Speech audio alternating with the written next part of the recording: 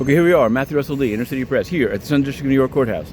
Today, Thursday, September 18th, 2025. Now, obviously, we're getting closer to the Sean Combs Diddy hearing on a new trial and acquittal. It seems unlikely to get it, but we'll see what happens. That's on September 25th. And then the actual sentencing, October 3rd. I don't see that date changing, so we're ready for that. In the interim, we're covering this trial that's getting me more and more into it. It's about genocide in Sudan.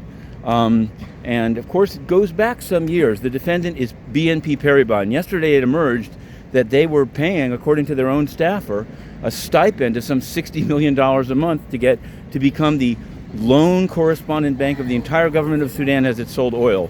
It's not a pretty picture. And I remember when I was covering the United Nations, France once abstaining, it had to do with oil for food, another UN scandal. So I'll get back to the UN at the end of this.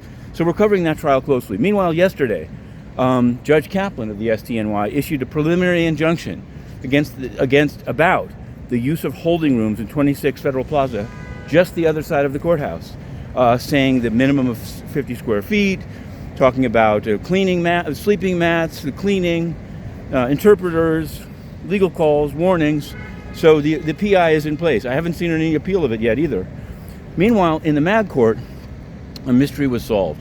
A man from Ecuador who came in, illegally, he pled to that, illegal re-entry, committed some crimes in New York.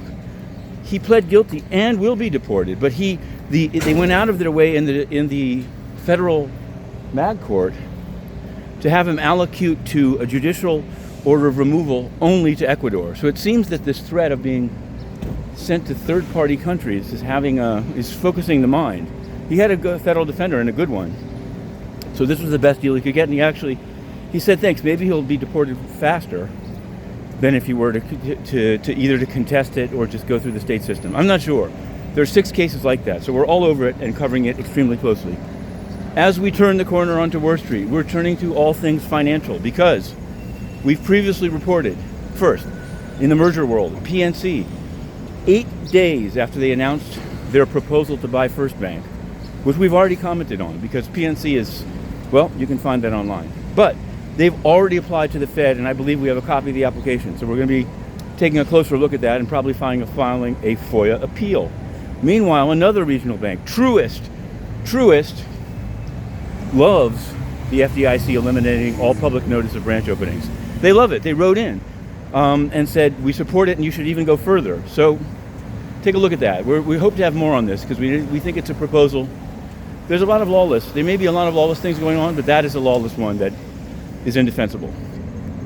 We have some crypto reports as well, but we'll do that at another time because before we get to court, the United Nations, here is the ultimate in hypocrisy. Yesterday, in the noon briefing, UN spokesman Stefan Dujarric intoned angry about the possible denial of visas, maybe even to Brazil, which is kind of interesting.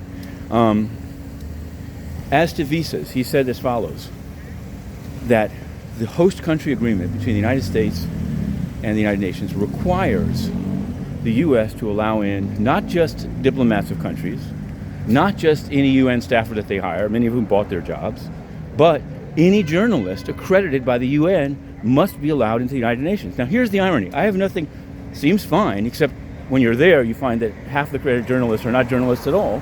They are literally working for governments in blood-splattered dictatorships. But some of them actually aren't journalists. They just don't do any journalistic work.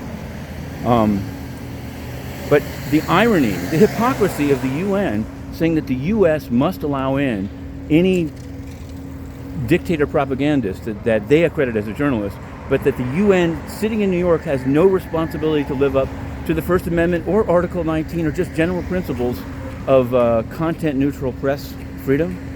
Shocking and disgusting. So it's a litmus test. It's getting quite close, and we'll have more on that. Going in.